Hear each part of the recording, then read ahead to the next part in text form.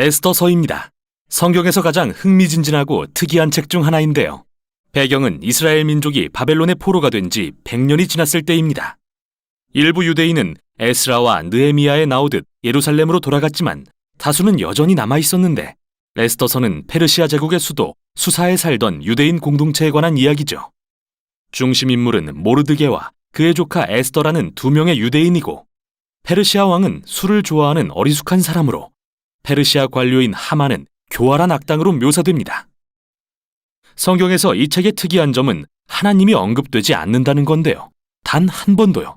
좀 이상하죠? 원래 성경은 하나님에 대한 거잖아요. 그런데 이건 저자의 탁월한 기법입니다. 참고로 저자는 미상이고요.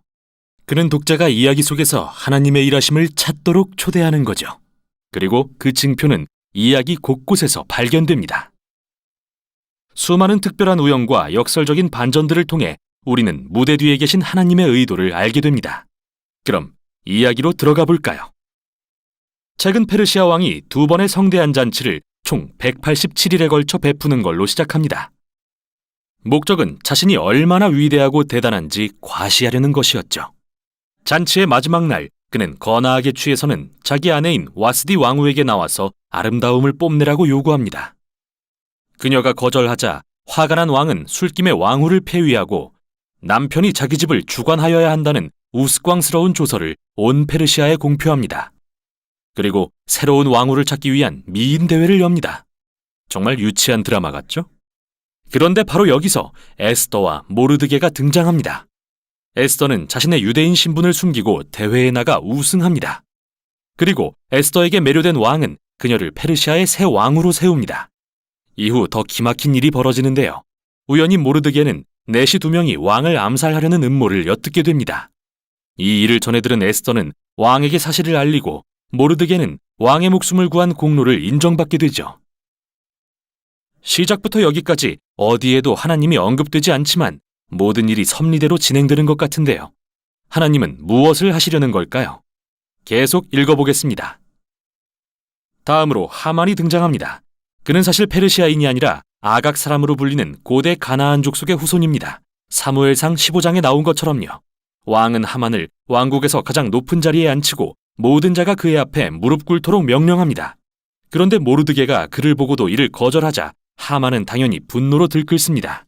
그는 모르드게가 유대인임을 알게 되자 왕을 설득해서 모든 유대인을 진멸하는 끔찍한 조서를 제정하는 데 성공합니다. 그리고 유대인을 진멸할 날짜를 정하려고 주사위를 던지는데 주사위는 히브리어로 부르입니다. 이건 나중에 다시 보기로 하죠. 11개월 후인 아달월 13일 모든 유대인이 죽게 되었습니다.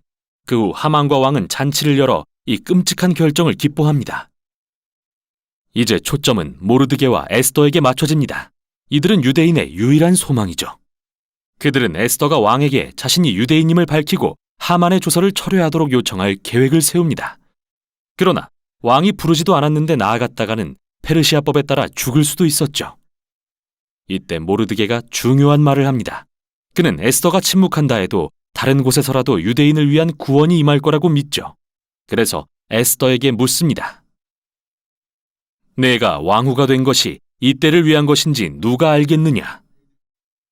이에 에스더는 용기 있게 회답하며 왕에게 나아갈 것을 결심합니다. 내가 죽으면 죽으리이다. 이제부터 우리는 역설적이게도 하만의 악한 계획이 뒤집어지는 것을 보게 됩니다. 에스더는 왕과 하만을 첫 번째 잔치에 초대하고 나서 내일 두 분을 잔치에 다시 초대해서 특별한 요구를 하고 싶다고 말합니다.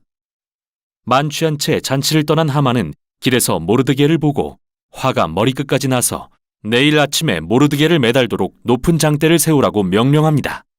모르드게와 유대인에게 최악의 상황같이 보입니다. 그러나 한순간에 이야기가 전환됩니다. 마침 그날 밤 왕은 잠이 오지 않아 침상에서 궁중실록을 읽게 합니다. 그런데 마침 전에 모르드게가 자신의 목숨을 구했던 사건을 듣게 됩니다. 완전히 잊고 있었던 일이죠. 다음날 아침 하만이 모르드게의 처형을 요청하러 들어오자 바로 그때 왕은 하만에게 자신의 목숨을 구한 모르드게를 공개적으로 치하할 것을 명령합니다. 하만은 모르드게를 왕의 말에 태운 채 성안 거리를 다니며 모두에게 그를 칭송하라고 해야 합니다. 바로 이 순간이 이 책 전체의 전환점이죠. 이제 하만은 몰락하고 모르드게는 부상하기 시작하는데요. 어떻게 되는지 보시죠. 에스더의 두 번째 잔칫날이 되었습니다. 왕과 하만이 도착하자 에스더는 먼저 자신이 유대인임을 밝힙니다. 둘째로 하만이 왕을 구한 모르드게와 에스더 자신 그리고 모든 유대인을 말살하려는 조서를 제정했음을 알립니다. 술에 거나하게 취한 왕은 이 이야기를 듣자 다시 한번 분노가 극에 달해서 모르드게를 매달기 위한 장대에 하만을 처형하라고 명령하기에 이릅니다. 하만에게는 참 역설적이면서도 끔찍한 결말입니다. 그러나 하만을 처형한다고 유대인 말살 조서가 없어지는 것은 아니죠. 그래서 에스더와 모르드게는 조서를 되돌릴 계획을 세우려다가 왕이 한번 공표한 조서는 철회할 수 없다는 걸 알게 됩니다. 그래서 대신 왕이 모르드게로 하여금 새로운 조서를 제정하게 하죠. 모든 유대인이 말살될 뻔한 아달월 13일에 이제는 유대인이 자신을 방어하고 그들을 해하려는 자들을 죽이라는 조서가 내려집니다. 모르드게와 에스더를 비롯한 유대인들은 잔치를 열고 이 새로운 조서를 기뻐합니다. 또 모르드게는 왕의 최측근으로 높아지죠.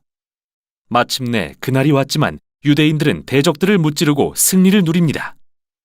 먼저 그들은 하만의 가족을 처형하고 함께 음모를 꾸민 페르시아 관료들도 처형합니다. 다음 날에는 왕국 전역에서 유대인을 해하려 음모했던 사람들을 죽일 수 있는 허락을 받습니다.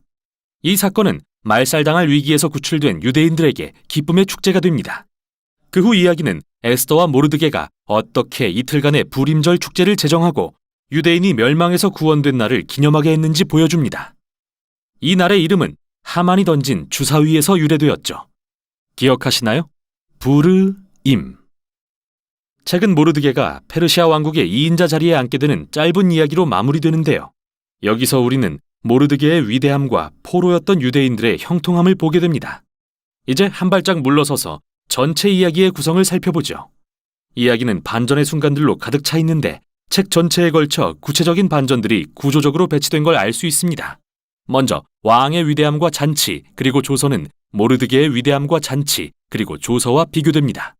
에스더와 모르드게가 처음에 왕의 목숨을 구했다면 마지막에는 모든 유대인의 목숨을 구합니다. 하만의 높아짐과 조서 그리고 잔치는 모르드게의 높아짐과 조서 그리고 잔치로 뒤바뀝니다.